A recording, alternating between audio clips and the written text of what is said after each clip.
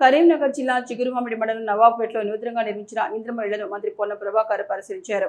బోదాసు లలితారవిలో ఇంద్రమ్మ ఇళ్లను ప్రారంభించి నూతన గృహ ప్రవేశ కార్యక్రమంలో పాల్గొన్నారు.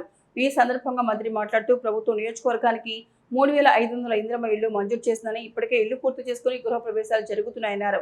రెండవ దశ ఇంద్రమ్మ ఇళ్లు జూన్ నుండి ప్రారంభం కాబోతున్నాయన్నారు. ఇంద్రమ్మ ఇళ్ల మంజూరు అయిన వారు ఇళ్ల నిర్మాణాలు త్వరగా పూర్తి చేసుకోవాలన్నారు.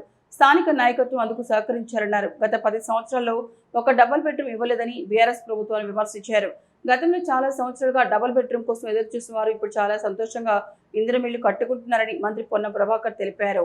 ప్రభుత్వం ఇందిరమ్మ ఇండ్ల పేరు మీద ప్రతి నియోజకవర్గానికి 3500 ఇళ్లు ఇచ్చి ఈరోజు చిగురుమామిడి మండలం నవాబ్పేట గ్రామంలో ఇందిరమ్మ ఇల్లు గృహప్రవేశం సందర్భంగా వచ్చిన వాళ్ళిద్దరికీ భార్యాభర్తలకు శుభాకాంక్షలు. ఈ ప్రభుత్వం మాట నిలుపుకొని ఇల్లు లేని పేదలకు ఇల్లు ఇస్తా ఉంది. రెండవ దశ మళ్లీ జూన్ నుంచి ప్రారంభం కాబోతా ఉంది. తొందరగా ఇండ్లు శాంక్షన్ అయిన వాళ్ళు తొందరగా నిర్మాణం పూర్తి చేసుకోమని విజ్ఞప్తి చేస్తా ఉన్నా.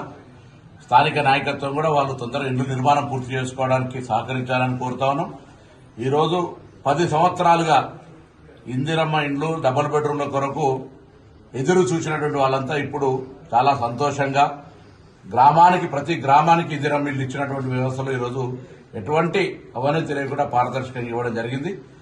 భవిష్యత్తులో కూడా కేటాయింపులు అదేవిధంగా పేదలకు ఇస్తూ పోతా ఉంటాం.